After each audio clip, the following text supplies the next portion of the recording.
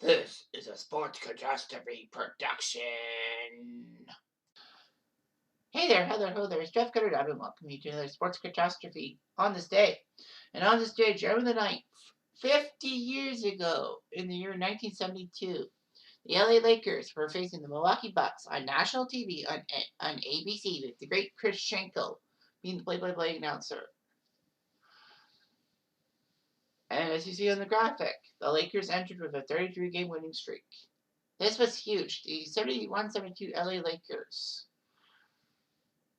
had been 6-3 to start their year.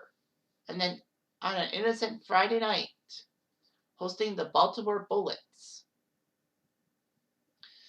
who would become the Washington Bullets the next year, they beat the Bullets 110-106. A giant win for the Lakers. Little did anyone know that they would go on a 33-game winning streak. They took care of Golden State by 16. Then they hosted the Knicks and beat them by 7, probably in a nationally televised game. Then they went to Chicago and Philly, beat them. Hosted Seattle before headed to Portland.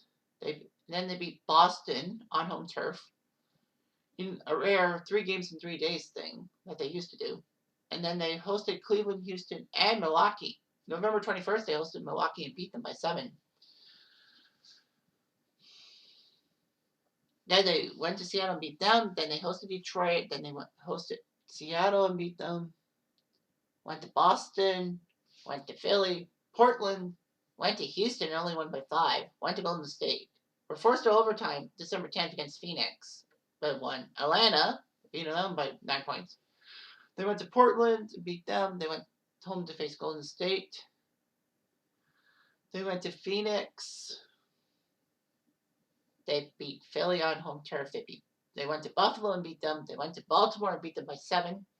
They hosted Houston. They hosted Buffalo. They went to Seattle.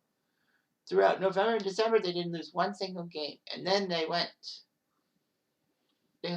hosted Boston, beat them, and now they had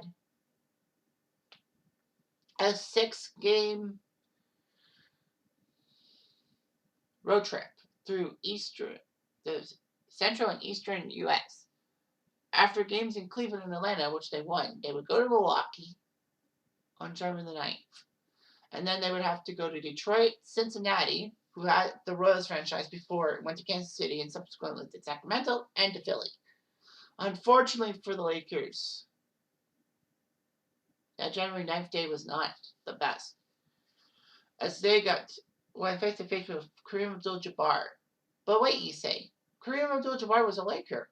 Yes, but he didn't start as a Laker. Abdul-Jabbar started out being the number 2 pick of the Milwaukee Bucks in 1969. Phoenix won the coin flip and chose Neil Walk, of all people. And then Milwaukee went with Kareem Abdul-Jabbar. Smart move, Milwaukee. But Abdul-Jabbar thought he grew too big for his britches and didn't want to stay in the Midwestern United States. So he basically asked for trade to either LA or New York, and LA got him for the wants of one Junior Bridgman. But it did work out. Bridgman was a decent player for the Bucks franchise. So it was a huge 120-104 loss for the LA Lakers. And it was like, what the heck is going on? Why?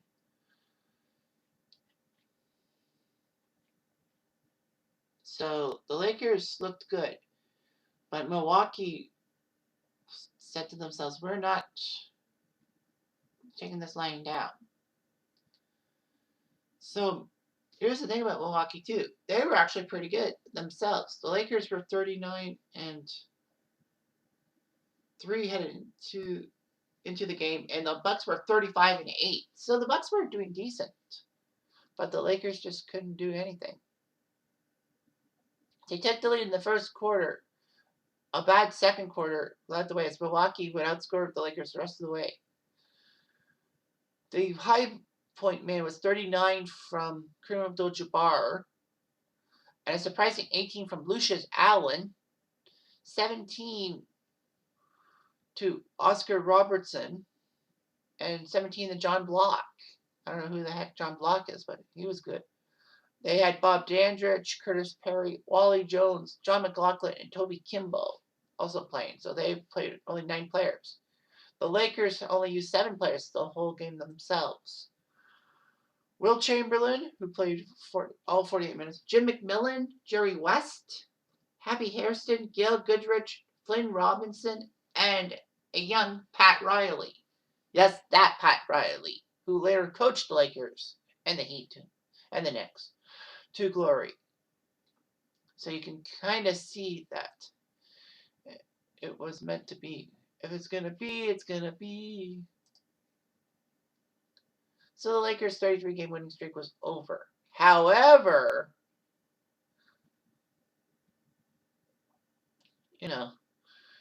that wasn't the end of the story. The Lakers went on a tear the final 2 months of the season. And just get my stuff back together. If you can. The Lakers didn't do that badly. They were 69-13. They won their division by 18 games over the Golden State Warriors. The Pacific had the Lakers, the Warriors, the Sonics, the Rockets, and the Trailblazers. The Trailblazers were basically the runt of the group, if you will. But the Lakers won 69 games.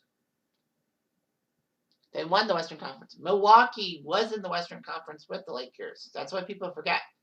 It's that the Lakers and Bucks were in the Western Conference for the longest time because, they were west of, I don't know what dividing line they used. But anyway, in a conference that only 9 teams there were 9 teams in the Western Conference, and 4 of them qualified for the playoffs. The Lakers, the Bucks, the Bulls, yes, Chicago is also in the Western Conference as well, and the Warriors of Golden State all qualified for the playoffs. The Lakers had a winning record against everybody. They were 4-1 against the Bucks, which was the weird thing.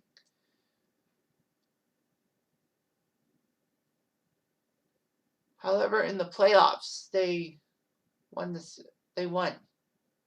and all that. So they won 69 games. So they had the 33-game winning streak, and then they won 69 games, which actually was the record until the Bulls in '96 tore the Lakers apart with 72 wins in that series. However, they would win 81 regular season / playoff games combined, which was the record before Boston had their run in '86. And obviously they had that mark as one of the best teams of all time. So why fight it? The Lakers had a very good core. They still had Will Chamberlain, kind of in his prime in a sense. So, who am I to argue? Anyway, I'm Jeff Diamond. I do.